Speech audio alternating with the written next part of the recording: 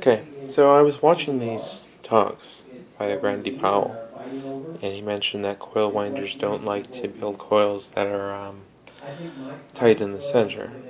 And this is loosely wound. This is either the beginning or it can be the finished product. It's not arranged right if it's going to be finished.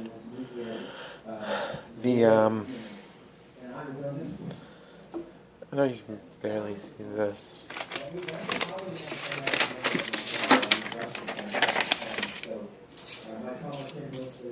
This is a coil that was wound on itself, and I bent it. I don't know. It's kind of cool. I hope you can see this. This is just a flat coil. It's been wound one loop over the other. It's as tight as it can be. And I wish I could show you this transition. Because this is the same coil, I took the ends and bound them against themselves. I don't have a tripod, and so yeah, that's the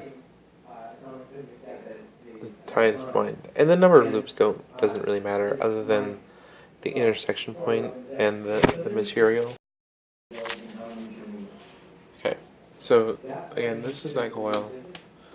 This is the manufactured one on springy wire. This is a torus. And every circle is still a circle. I mean, mostly. It's if you're tight wound like this, then you can spread it out. And I'll have to pause this. It's easier to do when it's not so many loops than have extra wound this springy. You can spread it out flat and kind of around itself. These independent loops are inside.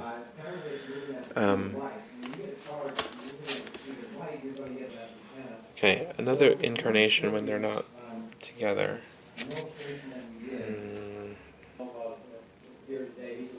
So this folds out and around, and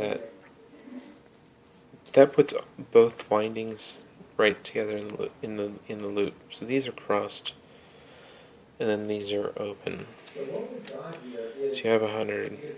I mean, it's a rotation of each other. And this will counter collapse more like this, because this is the outside. This is a tight. This is extra tight. You can grab this inside and press it, and there's no issue. So kind of the point is, if you take this and you wind it, and then you spread these out equilaterally, they'll work good. And then you can apply pressure in the center to kind of align them as you move them. They kind of brush, and then it becomes a loose winding on the outside pretty well. But in this case, I have this gap in between because I didn't consider expanding this. And this is another variation. The ends are here, and that just closes together. And that was actually a flat wind like this that spread out, and then realized that kind of did a flip. And then I sort of have pictures of stages of that evolution, squashing it. But if you wind this around, if you attach to this inside a string or something like this string, then you could wind this and have it be loose, and then pull the string, and they would all turn up and be like this. So this naturally just wants to compress in that center, but there's a stable point in the center where you can grab and pull if your structure is not